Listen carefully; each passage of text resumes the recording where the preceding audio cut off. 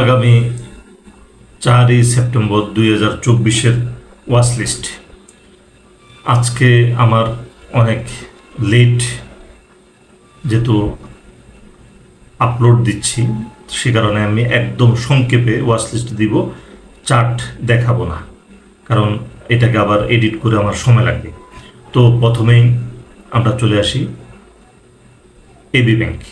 আমাদের ওয়াচ লিস্টের আজকে হলো এবি ব্যাংক।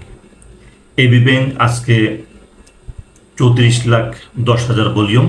এবি ব্যাংক মার্কেটের চার্ট অনুযায়ী এবি ব্যাংকের আমরা মার্কেটের পজিশন এবং এবি ব্যাংকের চার্ট অনুযায়ী আমাদের ওয়াচ লিস্টে এটা নিয়ে এসেছি। আমি আশাবাদী এবি ব্যাংক এখান থেকে মার্কেটের মুভমেন্ট শুরু হবে খুব শীঘ্রই। এরপরে আসবো 2 নম্বরে আসবো ব্র্যাক ব্যাংক। ব্র্যাক ব্যাংক আজকে ব্র্যাক ব্যাংকের ভলিউম ছিল 59,72,000, বিশাল ভলিউম মার্ক এবং 1.4% কমে গেছে। এটা যদিও কমে গেছে, এখানে ভয় পাওয়ার কিছু নেই। এটার ভলিউম এবং চার্ট প্যাটার্ন বলছে এখান থেকে আরও ভালো পজিশনে চলে যাবে, এবং এটার যদি একটা অনেক বড় র্যালি হয়, আমরা কিন্তু এখানে আশ্চর্য হওয়ার কিছুই নেই যে এটা বড় একটা র্যালি হইতেই পারে। তো এবি ব্যাংক এবং ব্র্যাক ব্যাংক। এরপরে আমরা আসবো হলো সিটি ব্যাংক। সিটি ব্যাংক আমি খুব ভালোভাবে এঁকে দিয়েছিলাম, এখন আপনারা বুঝেছেন কিনা আমি জানি না। আমি ট্রায়াঙ্গেলটা যেখানে এঁকে দিয়েছিলাম সেখান থেকে সে কিন্তু বেরিয়ে গেছে এবং সে তার গন্তব্য কিন্তু সে ছুটছে। এবং গত কার্যদিবসে সম্ভবত 53 লাখের ভলিউম ছিল, আজকে 78 লাখের ভলিউমও বেড়ে যাচ্ছে, প্রাইজও বেড়ে যাচ্ছে। এবং আমি মোটামুটি নিশ্চিত যে একটা ভালো পজিশনের জন্য সিটি ব্যাংক কিন্তু চলে যাচ্ছে এবং একটা ভালো পজিশনে চলে যাবে আমি আশা করছি। এবং ব্যাংকের এই কয়েকটা ব্যাংক আমার ওয়াচ লিস্টে বারবার ঘুরে ফিরে আসে, AB, BRAC, City, Dhaka bank, এ ধরনের ব্যাংকগুলো বারবার ঘুরে ফিরে আসতেছে। এটার মানে কিন্তু এই শেয়ারগুলো রিলি হওয়ার সম্ভাবনা সবচেয়ে বেশি, কারণ অ্যানালাইসিসে যেহেতু বারবার আসতেছে তাহলে বুঝে নিতে হবে এগুলো মুভমেন্ট আসার সম্ভাবনা বেশি এবং এগুলোতে গেইন হবে অনেক বেশি। তো যাই হোক, এই হলো সিটি ব্যাংক। সিটি ব্যাংকের আমরা এখান থেকে আরও র্যালি আমরা আশা করছি এবং বড় র্যালি। এরপরে আসবো 4 নম্বর ডাচ বাংলা ব্যাংক।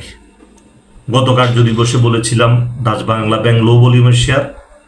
আজকে 3,23,000 ভলিউম ছিল। চমৎকার চার্ট প্যাটার্ন। এই শেয়ারটাকে আপনারা যদি লালন পালন করেন, এই শেয়ার অনেক দূর যাবে এই চার্ট প্যাটার্নে, এবং দেখার মতো চার্ট প্যাটার্ন। আমি গত কার্যদিবসেও বলেছিলাম খুব ভালো চার্ট প্যাটার্ন ডাচ বাংলা। আজকেও কিন্তু আমাদের ওয়াচ লিস্টে আবার চলে এসেছে, এটা কিন্তু ভালো মুভমেন্টে যাওয়ার মতো শেয়ার। 5 নম্বরে আসবো জিপি। গত কার্যদিবসেও ছিল, এই কার্যদিবসেও আছে।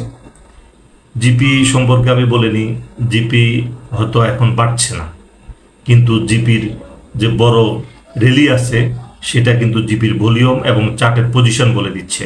তো সেক্ষেত্রে কিন্তু অবশ্যই এটাকে আপনারা ওয়াচ লিস্টে ভালোভাবে রেখে দিবেন জিপি। 6 নম্বরে আসবো আইএফআইসি ব্যাংক। আইএফআইসি ব্যাংক আমাকে অনেকে কোশ্চেন করে যে 1 কোটি ভলিউম শেয়ার, কিন্তু ভলিউম আপনার ওয়াচ লিস্টে আসে না কেন? আইএফআইসি ব্যাংক 1 কোটি ভলিউম হওয়ার পরে ওয়াচ লিস্টে কেন আসে না? এই শেয়ারটা যদি 2-3 কোটি ভলিউম না হয় তাহলে কিন্তু মুভমেন্টটা খুব একটা করানো যায় না, কারণ শেয়ার সংখ্যা বেশি। যার কারণে এটা আমি একটু, যাতে যারা ফলো করে ওয়াচ লিস্টটা তারা যাতে এখানে ব্লক না হয়ে যায়, এই জন্য আমি আসলে এটাকে দিতে চাই। কারণ এখানে যদি প্রায় যদি 20 পয়সা 30 পয়সা পড়ে যায়, তাহলে 20-30 পয়সা, এখানে 27 লাখ 28 লাখ এক একটা লেয়ারে সেলার থাকে। তো এই জন্য আমি এটাকে আনতে চাই না। অনেক সময় সে ইন্ডিকেশন দেয়, কিন্তু আজকে ইন্ডিকেশনটা ভালোভাবে দিয়েছে, এই জন্য নিয়ে এসেছি। এটা হলো আইএফআইসি ব্যাংক। এরপরে 7 নম্বর আসবো পদ্মা অয়েল। গত কার্যদিবস না, এর আগের কার্যদিবসে ছিল। তো মনে হয় এই পর্যন্ত 3rd টাইম পদ্মা অয়েল আমাদের ওয়াচ লিস্টে আসলো। এই পদ্মা অয়েল কিন্তু একটা ফান্ডামেন্টাল শেয়ার এবং এখান থেকে কিন্তু র্যালির জন্য সে কিন্তু প্রস্তুত। যদিও আজকে 7,500 ভলিউম, কিন্তু 7,500 ভলিউম হলেও একে কিন্তু মানে করা মানে বলা যাবে না যে সে পারবে না। এটা কিন্তু হুটহাট করে বড় বড় ভলিউম সে ক্রিয়েট করে ফেলতে পারে চার্টের পজিশন অনুযায়ী। এরপরে আসবো হলো প্রাইম ব্যাংক। গত কার্যদিবসে ছিল, এই কার্যদিবসে আছে 15,13,000 ভলিউম। এটা সম্পর্কে তেমন কিছু বলার নেই। আজকে একটা নতুন শেয়ার এসেছে, সেটা হলো ইউপিজি পাওয়ার। এটা অনেক দিন আসে না, এটা একটা ফান্ডামেন্টাল ভালো শেয়ার, ভলিউম কম, এই জন্য আমাদের ওয়াচ লিস্টে আসে না। কিন্তু এটার আজকে চার্ট প্যাটার্ন এবং এটার যে ভলিউম ইনক্রিজ হবে এটা ইঙ্গিত দিচ্ছে, এবং এটা শেয়ার পোর্টফোলিও রাখার মতো শেয়ার। 145.70 টাকা আজকে ক্লোজিং, ইউপিজি ডিসিএল। এরপরে 10 নম্বরে আসবো উত্তরা ব্যাংক, 21,98,000 ভলিউম। একটা খুব জেন্টেল ব্যাংক, অর্থাৎ হলো শেয়ার মার্কেটে একদম জেন্টেল, খুব নিরিবিলি একটা ব্যাংক যেটার ডিসেন্ট ট্রেড হয়। তো এই ধরনের শেয়ার এখান থেকে প্রফিটের আশা আমরা ভালো করতে পারি, এবং এগুলো পোর্টফোলিওতে থাকলে এখান থেকে লসের কোনো সম্ভাবনা নেই।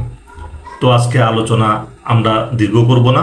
আমাদের যে ওয়াচ লিস্ট যেটা আমরা আজকে দিলাম, এটা অবশ্যই চমকপ্রদ একটা ওয়াচ লিস্ট হবে আগামী কার্যদিবসের জন্য। আপনারা আপনাদের পোর্টফোলিওকে অবশ্যই ব্যাংক এবং ফান্ডামেন্টাল শেয়ারে সাজাবেন। আশা করা যায় আপনাদের পোর্টফোলিও আগামী 2 মাসের মধ্যে একটা ভালো পজিশনে চলে যাবে। ভিডিও আলোচনা শুধু আলোচনা, আপনারা আলোচনা শুনবেন, কিন্তু অবশ্যই আলোচনাকে আপনারা ট্রেডের ক্ষেত্রে আপনারা এটাকে গুরুত্ব দিবেন। তো ওখানে পোর্টফোলিও ভালো পজিশনে যাবে, এবং প্রতিটা ক্যান্ডেল ধরে ধরে বুঝিয়ে দেওয়া হচ্ছে যে আগামী কার্যদিবসে কেমন ইন্ডেক্স যেতে পারে, কেমন মার্কেট হতে পারে, সেটাও বলা হচ্ছে। এরপরেও যদি মার্কেটে যদি প্রফিট না পাওয়া যায়, সেটা অত্যন্ত দুঃখজনক হবে। তো ধন্যবাদ, আজকে এ পর্যন্তই।